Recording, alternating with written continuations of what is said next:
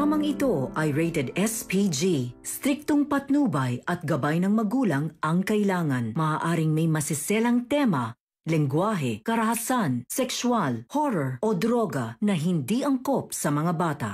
Ikaw ang aking dahala sa gabing madilim. Sisiguraduhin niyo na masasaktan at pahihirapan niyo siya. Magandang araw at ito na nga tayo sa ating pinakaabangang tagpo sa abot kamay na pangarap. Welcome to my channel. Please don't forget to like, comment, and click the bell button para lagi kayong updated sa aking mga videos. Samantala, nakakilala na ni Moira ang bagong rekomenda ni Balahadja na magiging kapalit ni Vasquez. At dahil sigurista si Moira, kailangan niyang subukan kung maaasahan o mapagkakatiwalaan niya ito. Kaya bilang paunang trabaho ay may ipapagawa sa kanya si Moira. Sabi ni Moira, ano pang hinihintay mo? I-text ko na lang sa'yo ang address. Sige na, at umalis naman si Dax. Habang si Moira at Balahadja ay naiwan, napansin ni Balahadja na mainit ang ulo ni Moira kaya inalok muna niya ito ng tubig at dahil masyadong tensyonado nga si Moira. Galit na sinabi ni Moira kay Balahadja na siguraduhin niya lang na hindi papalpak ang Dax na yan. Sabi naman ni Balahadja na huwag siya mag-alala dahil mahusay yun. Naitanong naman ni Moira kung kamusta na ang biyanan niya. Humingi naman ng pasensya si Balahadja kay Moira dahil medyo nasaktan niya ito sa sobrang tapang. Sabi ni Moira, medyo lang ba? Inaasahan ko pa naman sa mga oras na ito, bali-bali na ang buto niya. May awa ka pa din pala. Naitanong ni Balahadja kung totoong mayaman ang biyanan niya dahil kanina pa siya nasisilaw ng pera. Nainis naman si Moira at pasigaw niya itong sinabihan na, nagpasilaw ka naman. Sumagot naman si Balahadja, hindi naman ma'am, si Vasquez lang yun, kaya nga tinuluyan ko. Kaya ikinatuwa ito ni Moira at sinabing, good. Maya-maya ay pinuntahan nila si Don Pepe. Ginising ni Balahadja si Don Pepe at sinabihan na may bisita siya. Pagkakita ni Don Pepe kay Moira ay naitanong niya kung patay na siya dahil kaharap niya na si Satanas. Pinalis muna ni Moira si Balahadja at pagkalis nito ay binati ni Moira si Don Pepe ng hello, how are you dad? Galit na galit si Don Pepe kay Moira at sinabihan niya itong demonyo ka. Kaladan mo ako dito at magtutos tayo. Sabi ni Moira kay Don Pepe, alam mo bang ayaw kitang nakikitang ganito?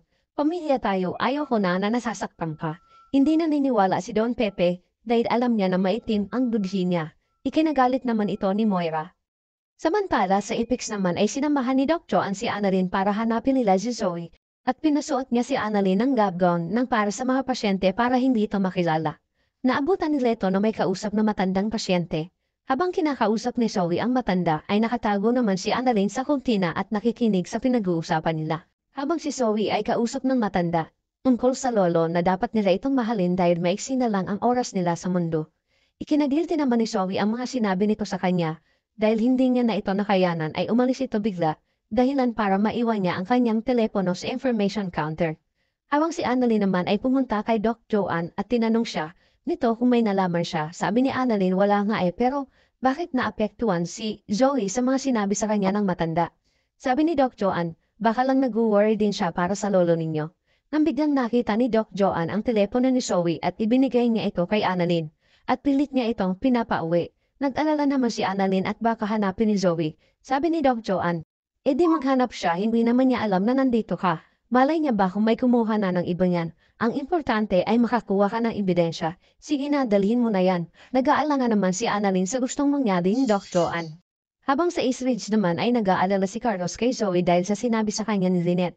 Na nasa Apex si Annalyn, alam niya na hindi titigil si Annalyn na makahanap ng ebidensya na magsasangkot kay Zoe na may kinalaman ito sa pagkawala ni Don Pepe. At kung sakaling makahanap si Annalyn ng ebidensya, ito na ang simula na maaaring mabunyag ang pinakatago-tago nilang sikretong tatlo. At hindi siya makakapayag na mangyari yun dahil oras na nang magkagibitan sila ni Moira ay ilalaglag niya ito. Kaya dali-dali niyan tinawagan si Zoe pero hindi nito sinasagot ang tawag niya. Sasabihin niya kay Zoe na mag-iingat siya dahil naandyan si Annalyn sa Apex para maghanap ng ebidensya. Kaya kailangan niyang kumilos ng normal, dapat hindi siya magpapahalata na may alam siya para hindi siya madamay sa pagkawala ng lolo Pepe niya at gagawin ni Carlos lahat para maprotektahan si Zoe.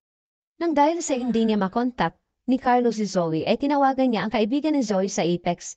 Nagulat si Zoe kung bakit tumawag si Carlos sa ibang telepono nang bigla niyang naalala na naiwan niya pala ang cellphone niya at dali-dali niya itong binalikan. Ang tala, hawak-hawak ni Annalyn ang telepono ni Zoe. Iniisip niya kung tama ang gagawin niya na dalhin niya ang telepono ni Zoe.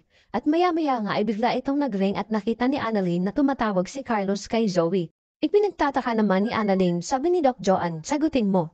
Hindi alam ni Annalyn kung sasagutin niya ang tawag ni Carlos. Nang bigla naman nakita ni Doc Hermosa na hawak ni Annalyn ang telepono ni Zoe at nakilala niya ito at tinanong niya kung ano ang ginagawa niya dito. Dumating naman si Zoe na nagmamadali at napasigaw si Doc Hermosa na makita niya si Annalyn at sinabi niya kay Zoe na naandito si Annalyn, hawak niya ang telepono mo at nanakawin ata.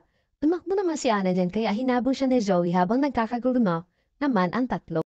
Kaya tuluyan ang nakuha ni Annalyn ang telepono ni Zoe. Sa kabilang banda naman, na-text na ni Moira ang lugar na pupuntahan ni Dax. Para sa paunang trabaho ni Dax ay susubukan ni Moira kung talagang mapagkakatiwalaan at kung maaasahan nga nila ito.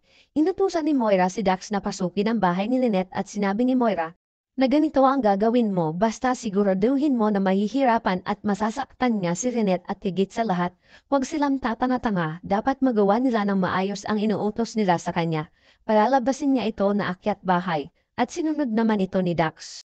Sa bahay ni Lynette, umalis na nga sina Josa at Chang Susan dahil nararamdaman ni Chang Susan na ayaw sa kanila ni Carlos. Nagpaliwanag naman si Lynette sa kanila na ayaw kasi ni Carlos na may pupunta sa bahay nila na hindi niya nalalaman at nag-iingat lang naman sila. Hindi na kumibo ang dalawa kaya parang walang away na sundin na lang ang gusto ni Carlos. Ikidatampo naman ito ni Josa at Chang Susan at sinabihan si Lynette na hindi na sila pupunta sa bahay nila kahit kailan at umalis na nga ang dalawa. Habang si Lynette naman ay naiwan mag-isa sa bahay, may narinig si Lynette na ingay sa labas kaya agad siyang pumunta sa sala para isarado ang pinto, kahit natakot na siya. Nang isasara na ni Lynette ang pinto ay biglang lumitaw si Dax na nakamaskara at sinabihan siya nito na hello Snow White, ay kinabigla ni Lynette at tinanong niya kung sino sila at patakbo sa loob ng bahay si Lynette para makapagtago. At tuluyan na nga nakapasok sila Dax sa loob. Samantala, dahil sa hindi sinagot ni Zoe ang tawag ni Moira kanina, at alam niya na nagtatampo ito sa kanya, kaya muli niya itong tinawagan. Ang hindi alam ni Moira ay hawak ni Annalyn ang telepono ni Zoe. Ikinagulat naman ni Annalyn na makita niyang tumatawag si Moira kay Zoe, kaya naisipan niya itong sagutin. Baka sakaling malaman niya kung totoong magkasabot ang mag-ina sa pagkawala ng lolo Pepe niya, at ito ang magiging ebidensya niya laban sa kanila ni Zoe. Narinig niya sa kabilang linya si Moira at sinabi ni Kong Zoe, salamat naman at sumagot ka. Habang si Annalyn ay nakikinig kay Moira, humingi ng pasensya si Moira kay Zoe sa nangyari sa hindi nila pagkakaintindihan. Bigla lang siya sa mga sinabi nito sa kanya dahil dala ng init ng ulo. Binanggit ni Moira na okay ang lolo Pepe niya at nasa maayos itong kalagayan. Yun nga lang ay nakatali ito dahil masyadong matapang ang lolo mo. Pero huwag ka mag-alala, itinali lang naman para hindi makatakas. Alam kasi ni Moira na nag-aalala si Zoe sa kalagayan ng lolo niya at gusto niyang malaman ang kalagayan nito dahil ipinangako ito sa kanya ni Moira. Malalaman na kaya ni Annalyn ang sabuatan ni Zoe? Malalaman kaya ni Annalyn kung saan tinago ni Moira si Don Pepe? Ano ang gagawin ni Dax kay Lynette? Tuluyan kaya itong mapahamak? Ano ang gagawin ni Carlos kapag tuluyang napahamak si Lynette? Yan ang ating pakaabangan dito lang sa Abot Kamay na Pangarap. Huwag bibitiw at huwag kalimutan mag-subscribe. Maraming salamat po and God bless.